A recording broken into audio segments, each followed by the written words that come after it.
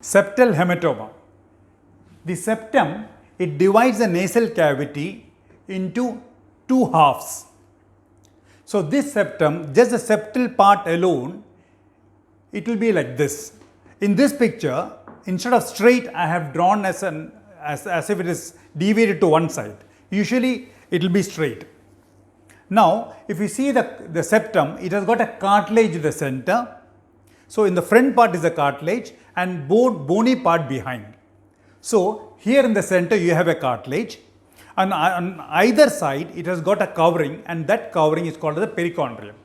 So the importance of the perichondrium is that it supplies the blood for the perichondrium. So the perichondrium, for its normal survival, for its normal action, it takes the blood supply from the perichondrium. Now this perichondrium is very loosely attached in children. As you see in this picture, these black marks, the perichondrium is loosely attached to the cartilage. But in adults, as you see, it's tightly, you have more of fibers which coming from the perichondrium into the cartilage. So it is tight, it's more tightly attached than in children. It's more tightly attached in case of adults. So since it is loosely attached in children, any sort of trauma, so the perichondrium can easily be teared off from the cartilage, and there will be blood collection in between the perichondrium and the cartilage. So that is what I have shown in this picture. So you have the cartilage in the center, you have a black color on both sides, that is the perichondrium, and there is blood collection between the cartilage and the perichondrium. So in this condition, whenever there is a collection of blood, this has to be removed at the earliest, that is within 2-3 days. Means it is it's a surgical emergency, ENT emergency. Why I am saying is that because the cartilage, it survives only because of the blood supply it receives from the perichondrium, from the covering. Since there is no contact now between the perichondrium, the covering, and the septum fails to get its normal nourishment, normal blood supply from the perichondrium or the covering. So without any nourishment, it can stay only for 2 to 3 days. After that, what happens?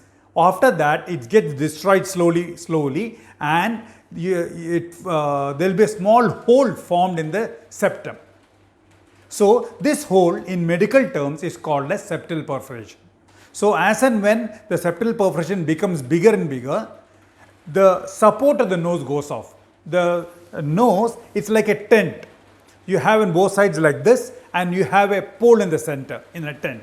Just like that. So suppose the main pole of the tent is gone, what happened? The septum is gone, the whole nose drops down. So you have a nasal deformity which is called as a saddle nose. So the hematoma has to be drained at the earliest, that is within 48 to 72 hours. Now, the cause for this, as I have mentioned, the common cause is trauma or assault, or it can be secondary to nasal surgery also. That is usually called the septoplasty. It can be secondary to that also. Now, the common presentation. So, if in case of a child, they say there is a history of fall, or in adults maybe there is a trauma or an assault. Following that, they say there is a nasal block, the child is not able to breathe, and the child breathes through the mouth, and whenever you touch the child, the child is not able to bear, starts crying. Means that it's painful for the child. That's a common presentation. Now, on examination of the nose, there is no passage for the air to go in, and both the nose are blocked, and you can see swelling on both sides. So in an adult, we can confirm by putting a small needle and aspirating, blood will come out. In the children, they will not be cooperative. But if there is a history of fall and the corresponding findings on the face, and you have a swelling, it is almost confirmed that it's a case of septal hematoma. Now, along with the septal hematoma, there is high possibility that the patient can have a nasal bone fracture also. So we need to take an X-ray of the nasal bones also to rule out if there is a fracture or not.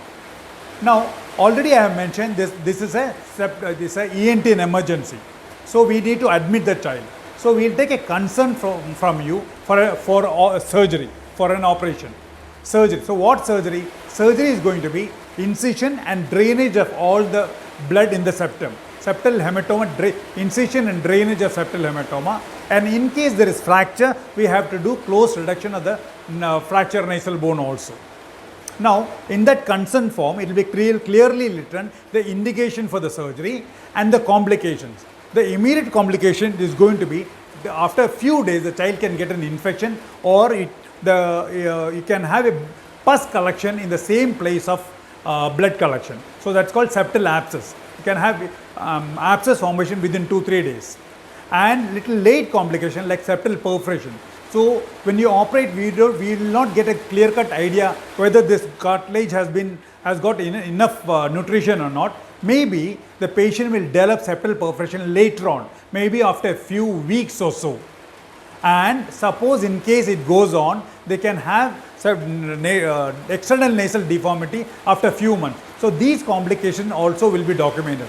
So after reading the whole consent paper properly, you have to sign, and with the date and with your name also, and the doctor will countersign it. Now with this done, the investigations will be done. So that the investigation will be pre-anesthesia panel, means whatever is necessary, whatever blood test is necessary, whatever test is necessary to take the patient to the operation theatre, all that will be done, and that usually will be ready within 1 hour or so. When these reports are ready, we have to go and see the pediatrician in case of a child, and physician in case of an adult. So pediatrician, by examining all the child and all the investigation, will give a clearance for surgery. With this clearance for surgery, you have to meet the anesthetist. The anesthetist will examine you and see whether the child is fit for anesthesia or not. Now the child is ready for surgery. So prior to surgery, at least 4 hours prior to surgery, nothing to be given orally in the liquid form or a solid form. Nothing to drink or to eat. You should not be giving anything at least 4 hours before surgery. Now, the surgery, as I mentioned before, it is incision and drainage of septal hematoma. So, after draining, there will be a gauze packed like this along with the drain, or instead of this ribbon gauze, maybe there is a sponge. This will be kept for 24 hours to 48 hours. Now, after the surgery, when you come back to the room or to the ward, for next 4 hours after surgery, you are not supposed to drink or eat anything at all for next 4 hours. Meanwhile, the IV drip will be going on, and the staff nurse will give a IV antibiotics also, and along with that painkillers also. Now, staff nurse will check all the important parameters like temperature, pulse rate or heart rate, BP, whether you are bleeding anteriorly or bleeding orally behind the nose. They'll come and check everything for next 4 hours. After that, if all the parameters are fine and there is no bleeding, you will be asked to drink some clear water first. And if you are able to tolerate that well and you are not throwing it out, means you are not vomiting, then you can start drinking something followed by liquid food for that particular day. So next day onwards, your diet is going to be normal. But mind, you have a nasal pack inside the nose, either ribbon form like or this nasal sponge will be kept inside the nose for 24 hours or 48 hours. Now, after that period, this nasal pack will be removed along with the drain, but that particular day also you need to stay. You will not be discharged, because we have to watch you at least for 24 hours after removal of the pack, so to see whether the blood is getting collected again or not.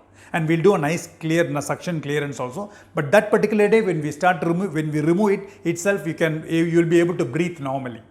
Now, next day you are discharged with the following advice. So you will be given a course of antibiotic for 5 to 7 days, painkiller to 3 to 5 days, nasal drops 3 drops 3 times daily for 3 to 5 days, and in a case of adult, that is mostly above the age of 15, you have to use nasal wash also.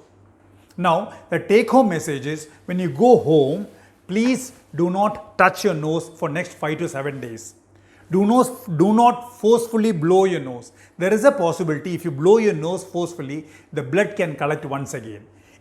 When you are discharged itself, your nose will be open and you will be able to breathe at least 30 to 40%. So we expect that every day is a better day for you. That means every day your breathing through the nose becomes better and better. In case by any reason, if suppose on the 3rd or 4th day, suddenly the whole nose is blocked, then do not stay at home and wait for the 7 days to be over. Please go back to the doctor to reconfirm that blood has not collected again. So usually we expect it to become better and better again. So there is a possibility for recorrection. That's why I'm asking you, in case it's getting blocked, go back. Otherwise, normal 7 days. So please do not touch your nose and do not forcefully sneeze your nose. Do not go out in hot sun. Do not take your bath in warm water or hot water, and do not try to do heavy things or heavy exercises or lifting weight. Try to avoid all this. And normal diet, healthy diet and balanced diet. So, and you have to review, come back to us after a period of 7 days. So by 7th day, we will be getting a very good result, and we'll examine you and we'll say that you are back to your normal life. Thank you so much.